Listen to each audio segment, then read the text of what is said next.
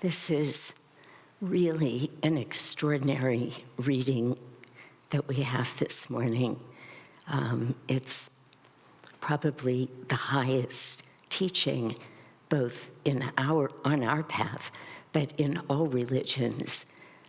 Seek ye first the kingdom of God, and all else will be added unto thee. And that seek ye first. And Krishna says it just so beautifully, as he always does, just sort of gently and in his own way. Those who worship lesser gods go to lesser gods.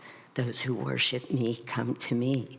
They're just such powerful words. Again, a very high teaching, and of course, a very hard teaching, because the demand is that you're always able, or the implicit statement, every time you put me there, you put me first, I'll be there. And to have the faith, the extraordinary faith that we can do that and not feel that we need to be taking care of everything in this world. Because if we're in this world, taking care of everything in this world, as Krishna says, those are the lesser gods, and that's exactly what we're going to get. I had so much fun last night, really, just thinking about this sermon and preparing for it, because I got to read this chapter again in the autobiography of a yogi, which Swamiji just presents to us now in a few sentences. But it's an extraordinary chapter. It's an extraordinary story for many reasons, and it also raises the question of why Yogananda, in his autobiography, shares so many of these stories with us, so many miracles. So first I was asking myself, what is a miracle? Really, what is a miracle? I remember when Thich Nhat Hanh said, miracles are natural. When they do not occur, something has gone wrong. And that was many years ago, before I could really even begin to understand it, never mind have some experiences of it. But now, and I still find it hard to find the words to put behind it, but what we call miracles happen when we are perfectly in tune with God, when we are seeking God first. God knows that, and he knows exactly what we need in the moment, and miracles happen. But this is, and the miracle is that pure love of God, just resting in that moment where anything is possible, and we're exactly what we need because we're with God. Nothing outside of what we need can happen, and nothing outside of what we're seeking in the purest places of our heart. I wanted to read one, actually I hope if I remember to come back to it, I'll read two passages to you from this also really just a remarkable book called Letters by a Modern Mystic. It's a diary that was kept by a man whose name is Frank Laubach, decades ago, many decades ago, as he went off to the Philippines, many of the islands. He was meeting the different people, their different religious practices, and he basically went to convert them. But suffice it to say, what happened in his life over the period of a year is that he had the deepest conversion himself. He quit trying to convert people very early on, and he saw that the way to be with the people, to share what he wanted to share, which was the love of God, was to go deep inside and find that love himself. And he embarked on a journey. I decided that I'd like to do a day-long workshop, and I will at some point soon on this book. Otherwise, I could just read you the whole book, which would be a wonderful way to spend the morning together, but I'm not going to do that. But it's just remarkable the way he shares the progression of that and how hard it is to decide to always be seeking God first. That's why I said it's an extraordinarily high teaching, but it's also an equally hard teaching. It's the path that we're on. Of course, we need to keep trying to do that. But he puts so beautifully that notion that really what we treasure in this world, what we're seeking, that's where our heart goes. And if it's a quote-unquote lesser God, which for most of us means money, but can often mean the perfect relationship or finding the perfect anything or being just so busy out in the world taking care of everything because we either don't really believe or we forget that God's there and he would do it for us if we created space in our lives and if we could remember to let him in. But we get really worried, even those of us who are trying so hard, we go so long, and then this fear comes in. Maybe God forgot. Maybe it's not going to happen. Or maybe it's not going to happen the way I wanted it to happen.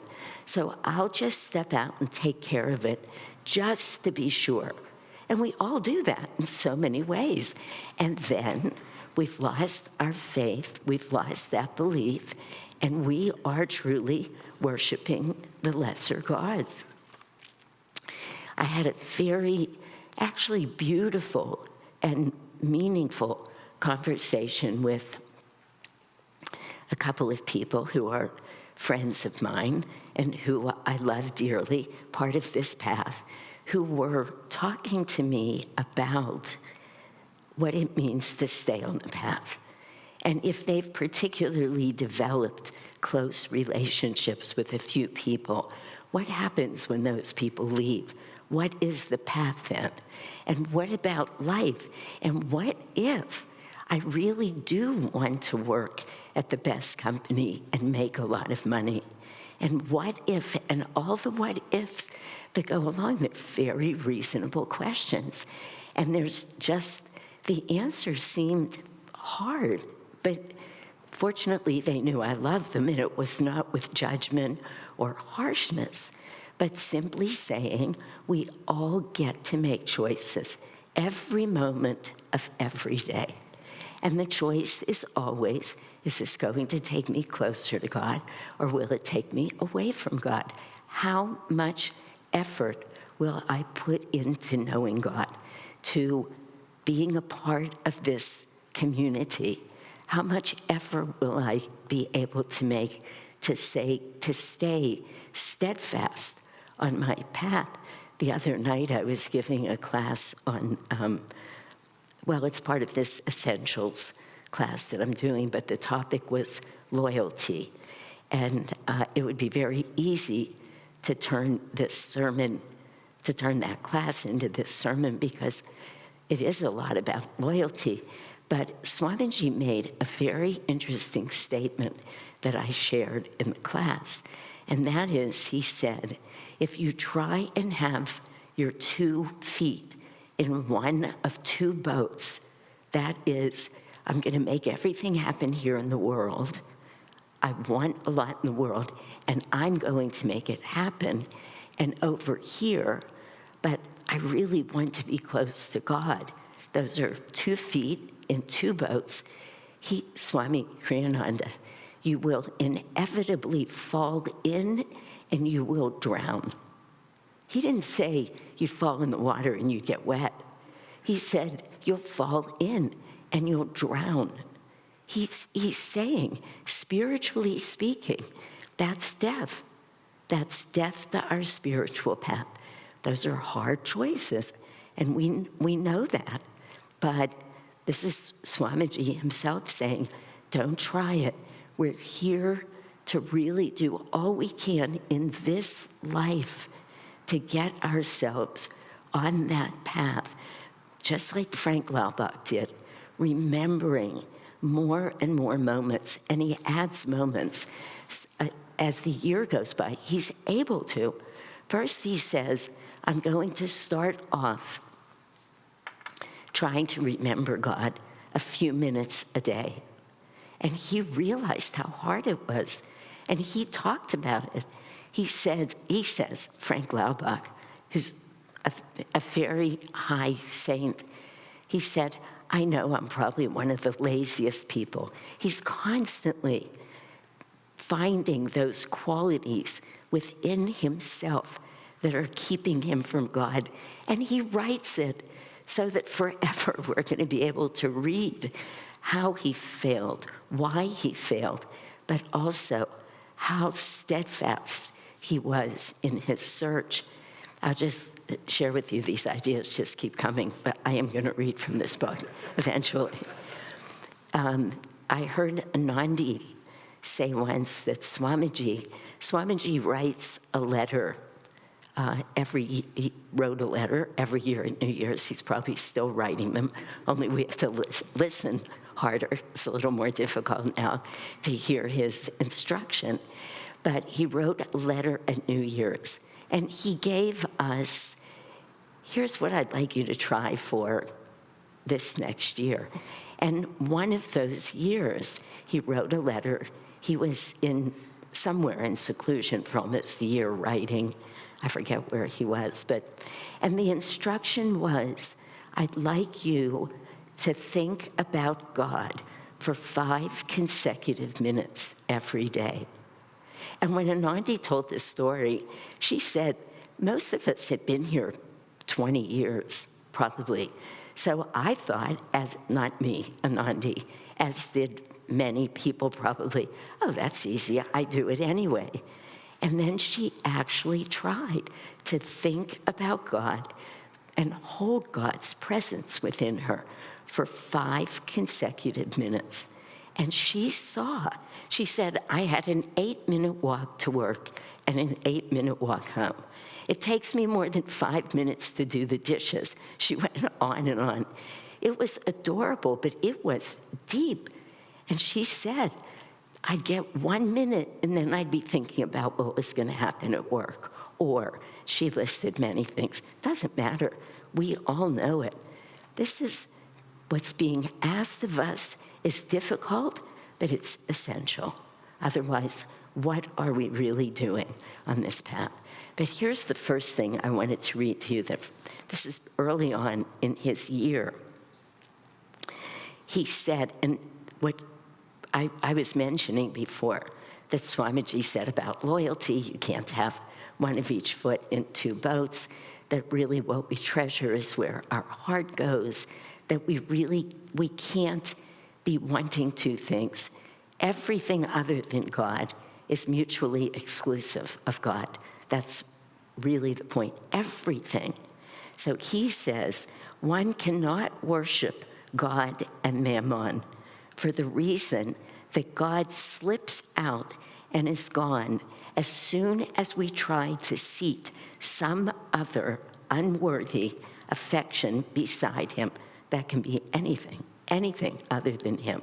The other idol stays and God vanishes, not because God is a jealous God, but because sincerity and insincerity are contradictions and cannot both exist at the same time in the same place. That's pretty extraordinary, sincerity and insincerity. And that just means God, in his language and what he was doing, and in this reading, and everything else. So he just puts it like that. Now, I also wanted to get back to, just came back into my mind, how great this story really is.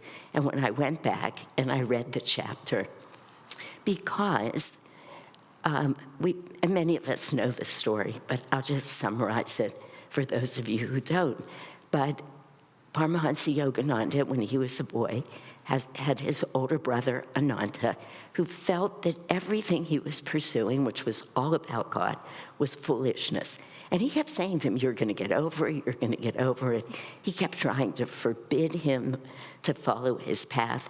And Yogananda constantly just stayed very clear and very calm about it. Whatever Ananta would say to him, now is the time to make money, you'll have time for God later. And then Master would say, as a little boy, not how I see it. How I see it is now's the time for God, and money may come later. It was just everything Ananta said. So Ananta challenged him to go on this journey, to go from Agra up to Vrindavan without taking any money, without asking anybody for anything, to go up there to eat, that is, get train tickets, eat all day, and then find your way back. And it's a beautiful story, and I can't tell the whole story. But of course, Master says, no problem, because he does have the faith that God will, of course, show up for him, because he has faith, because he knows it beyond a doubt. It will manifest. And he takes his friend, Jitendra, with him. And Jitendra is just perfect in this story, because everything that's true about life comes out in this story. So Jitendra is not so sure. At the last minute, he says to Ananta, maybe better just give me a few coins, so if it doesn't go right, I can call you. And Master looks at him, Jitendra, he'll have none of it. They are going without money. But Jitendra's faith is not what Master's is.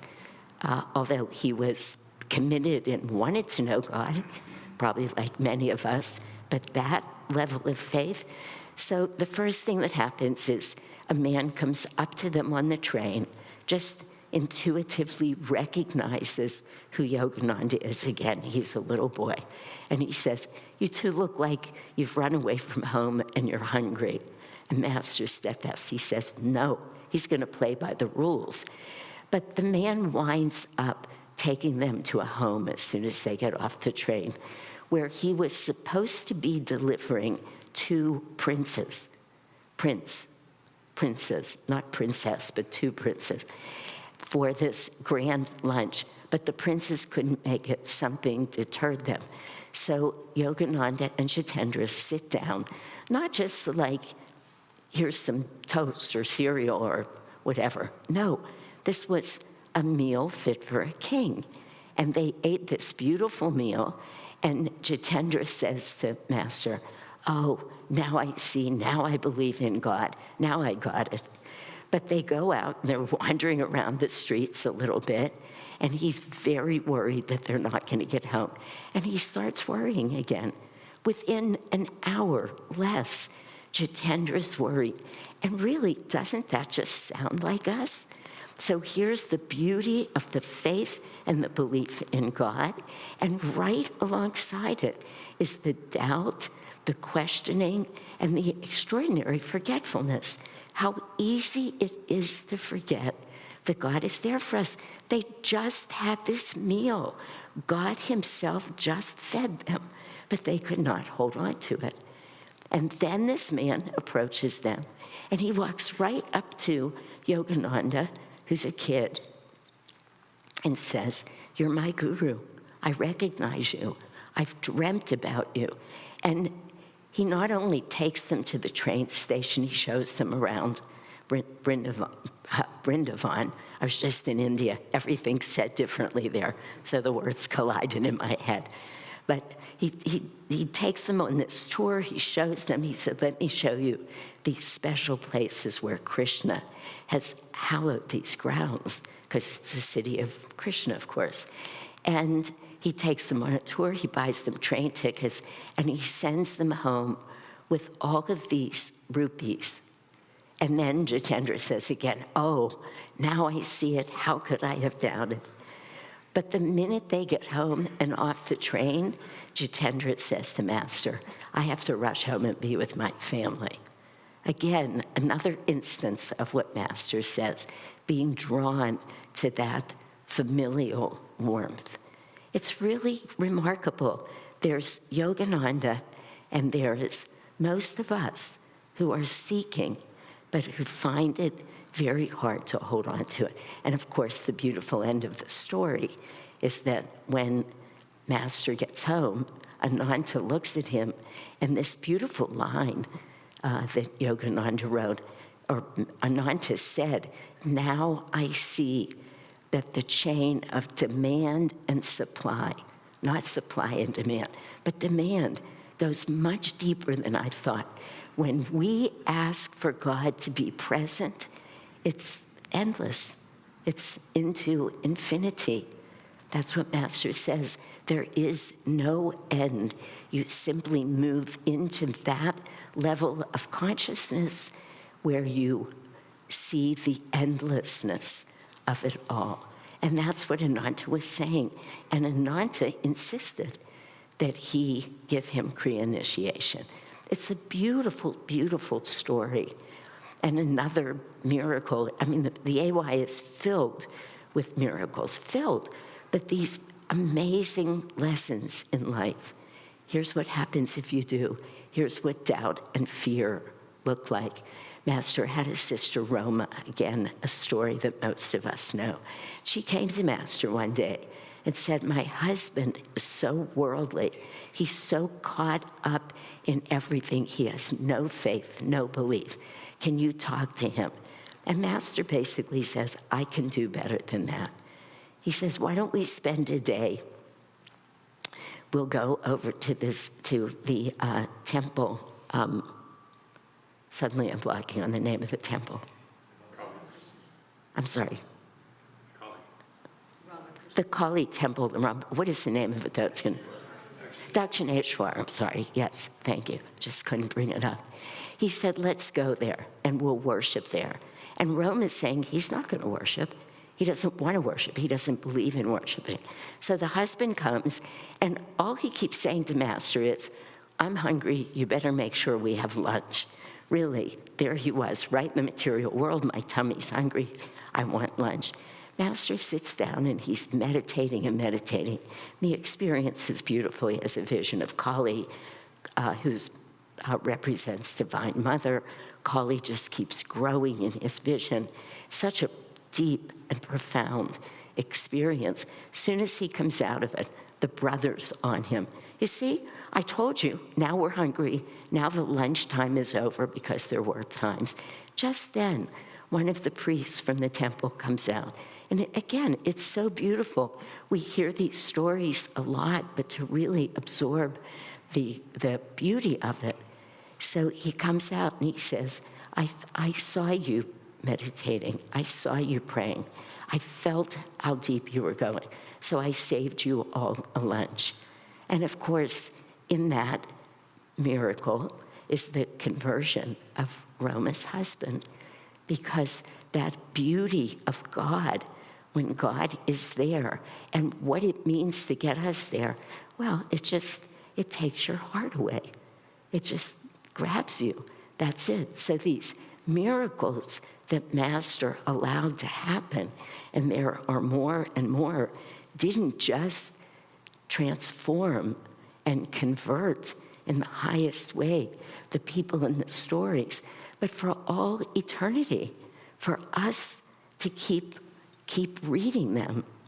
You know, this reading that we have today is part of the Sermon on the Mount, which is, I also read the whole Sermon on the Mount again last night. This is why I had so much fun. Frank Laubach's book that's only 36 pages, the Sermon on the Mount, all of these stories in the AY. I'm telling you, there's nothing better to do with an evening. It was joyful, but I read the Sermon on the Mount, and it was so amazing. I'm not gonna read it, and for those of you who have it memorized, you'll notice that I'm skipping around a little. Let me just grab my glasses so I can see what time it is. Oh dear. I'm sorry. We're good. Let me just say this about the sermon. This is another day-long workshop, so come to it. It's beautiful because there's 33 little sayings that come at first, the Beatitudes, which we all know. But then in all these different ways, Christ keeps saying to people, to his disciples, his main disciples who came up the hill, and he says, I'll just tell you one. He says, when you pray, he said, don't pray like so many of the hypocrites, for they love to stand and pray in the synagogues and at the street corners, that they may be seen by others. Truly, I say unto you, they have received their reward. What is their reward? They were seen by others. They worship lesser gods. They got it. He said, but when you pray, go into your room, shut the door, and pray to your Father who is in secret, and your Father who sees in secret will reward you. And then he goes on and he gives them right then the Lord's Prayer. He talks about it about the way we eat. He talks about it about money in beautiful ways. The same thing. He says, where your treasure is, that's where your heart will be. That's where this comes from. He says, do not lay up for yourselves treasures on earth, where moth and rust destroy, and where thieves break in and steal. He's saying to the disciples, look how easily money goes. Doesn't mean anything. It might not be worth the paper it's printed on in a bit. Somebody might steal it from you. But lay up for yourself treasures in heaven, where neither moth nor rust destroy, and where thieves cannot break and steal. And he says, no one can serve two masters, for either he will hate the one and love the other, or he will be devoted to the one and despise the other.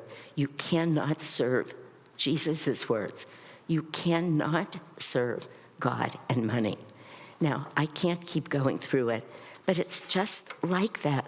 It's an expansion of this teaching. So let me just close by reading the last thing I wanted to read from Frank Laubach, because this really summarizes in a beautiful way everything about this journey, everything about how much strength it takes, how much courage, how hard it is, the faith we have to have. But then he says so beautifully the rewards, what those rewards feel like. So I'll just end with this. He says, as I analyze myself, I find several things happening to me as a result of 2 months of strenuous effort to keep God in mind every minute. And he means it. He winds up getting there. But he says, this concentration upon God is strenuous, for sure, but everything else has ceased to be so. Yeah, it's hard work, but here's what happens.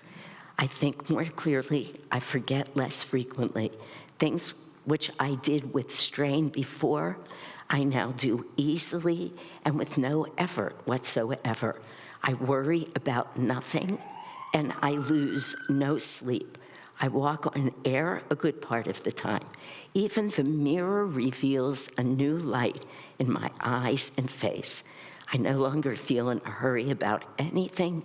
Everything goes right. Each minute I meet calmly, as though it were not important. Nothing can go wrong excepting one thing. That is, that God may slip from my mind, and if I do not keep on my guard, if he is there, the universe is with me. My task is simple and clear. God bless you all.